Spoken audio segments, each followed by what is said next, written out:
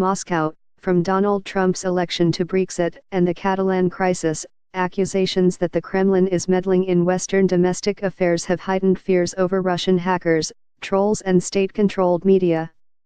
While the first accusations against Moscow came following a 2016 hack attack on the U.S. Democratic Party's servers, they rapidly multiplied after Trump's election, revealing a whole range of tools used by the Kremlin to serve its interests.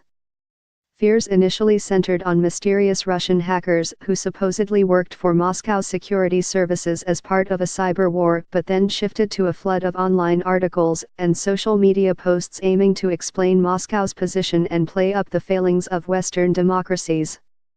In the latest episode of the saga that is dominating Trump's presidency, Russian state television channel RT, accused of broadcasting Kremlin propaganda abroad, complied with Washington demands in November to register as a foreign agent in the U.S.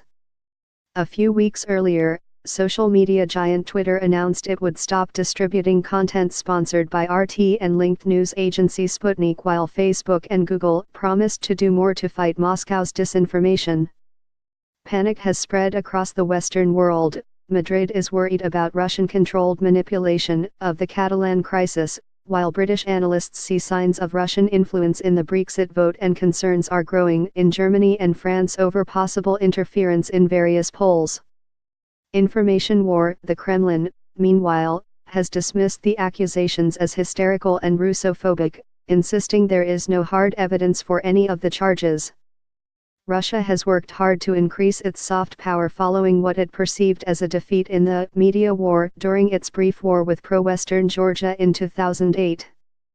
These efforts led to the expansion of Kremlin-controlled media for a foreign audience. State broadcaster RT, formerly Russia Today, and news agency Sputnik were assigned a mission to represent Moscow's position abroad, especially on topics where Russia and the West clash, such as the conflicts in Ukraine and Syria. Russia spends a lot of money on this information war, and we constantly see more players, said Russian investigative journalist Andrei Soldatov, editor of Agentira.ru, a website specializing in security issues. In 2014, Russian media reported on a new, powerful Kremlin tool, a troll factory in St. Petersburg. Officially called the Internet Research Agency, it was reportedly linked to Russian security services and ran thousands of fake accounts on social media in an attempt to influence public opinion. According to sources interviewed by the RBK daily newspaper, it was first deployed to influence domestic politics. The trolls, the paper said, were then reorientated from 2015 to sow unrest in the U.S. Here they pretended sometimes to belong to one camp and sometimes to another, spreading false information and even organizing protests.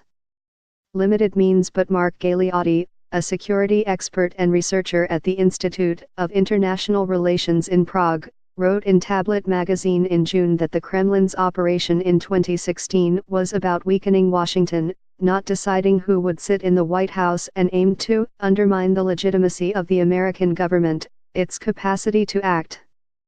Despite these efforts, Moscow's ability to influence Western public opinion remains limited.